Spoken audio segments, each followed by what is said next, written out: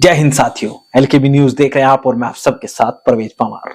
पिछले कई दिनों से आप राष्ट्रीय लोकदल और समाजवादी पार्टी के गठबंधन के टूटने की खबरें देख रही होंगी, लेकिन अब लगता है कि उन खबरें सत्य प्रतीत हो रही हैं।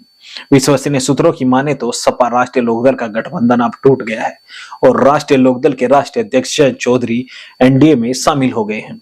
ऐसी जानकारी विश्वसनीय सूत्रों से मिल रही है। आपको बता दें कि यह गठबंधन सपा आरएलडी का कोई नया नहीं था।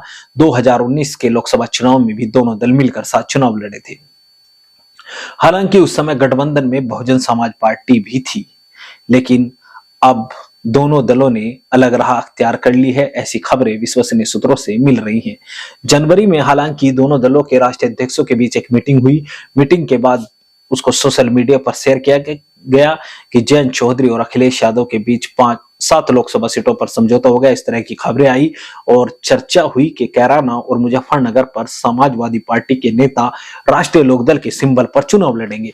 यहीं से बात बिगड़ने की खबरें आने लगी, जिसके बाद राष्ट्रीय लोकदल के राष्ट्रीय अध्यक्ष जयंत चौधरी भारतीय जनता पार्टी के संपर्क में चले गए।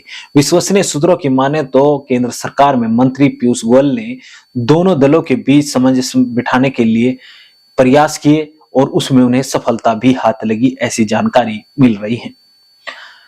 राजनीतिक जानकारों की माने तो अब राष्ट्रीय लोकदल एनडीए गठबंधन में शामिल हो गया है, जिसका औपचारिक ऐलान 12 फरवरी को हो सकता है, ऐसी जानकारी मिल रही है। हालांकि यह जानकारी सूत्रों के हवाले से मिल रही है, कोई राष्ट्रीय लोकदल या भारतीय जनता पार्टी की ओर से ऐसी जानकारी अभी तक नहीं दी गई। 2 सीटों के बारे में आपको बता दें तो चर्चाएं हैं कि मथुरा और बिजनौर संसदीय सीट भारतीय जनता पार्टी ने जयंत चौधरी के लिए छोड़ दी है। हालांकि जयंत चौधरी मथुरा और बागपत चाहते हैं, यानी जयंत चौधरी चाहते हैं कि वह अपना उम्मीदवार गठबंधन से एनडीए से मथुरा और बागपत में लड़ाई, यानी दोनों सेफ सीटों पर लड़ना चाहते हैं।